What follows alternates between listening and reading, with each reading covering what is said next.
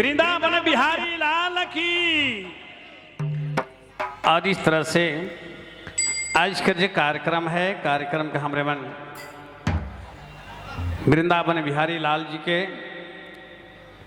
विष्णु भगवान जी के स्वच्छ की कहीं किसी प्रकार का कोई अप्रिय घटना ना घटे, कहीं कोई अशांत ना हो और क्षेत्र में सुख शांति बनल रहे।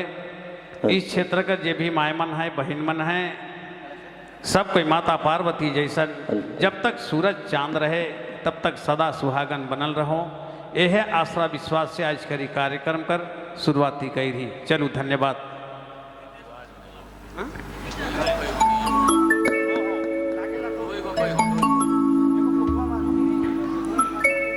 चलो कार्यक्रम आगे बढ़ाव। चूँकि आज ही डोल है और डोल का महत्व है फगुआ में। कुछ दिन पहले हमारे कर इस क्षेत्र में सिर्फ एक नारिकेला डोल रहे, एक इंद्र है जो इंद्र है लचड़ागढ़, और एक राम रेखा धाम रहे। ये तीन कर अलावे और कहीं कोई मेला यात्रा नहीं लागत रहे। उस समय से ही परंपरा चलते आ है। तो हमरे मन काज कर कार्यक्रम में शुरुआती करब फगुआ से आ लई चलब अपने मन के वृंदावन, जहाँ राधिका जी कृष्ण कन्हैया जी कर बिलह बिलाप में डूबल हैं। आसरा देखे लागल हैं कन्हैया जी कर कि आज भाई काई लावे रे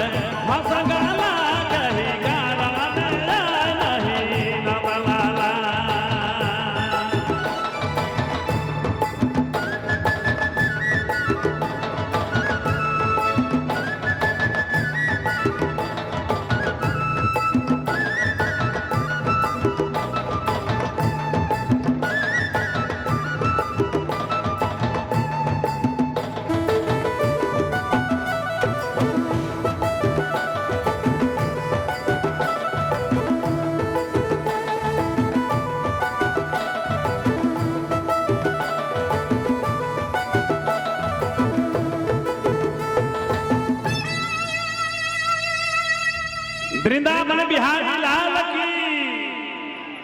चलो धन्यवाद। बहुत बहुत धन्यवाद महावीर साहू जी, तुम्हें जोरदार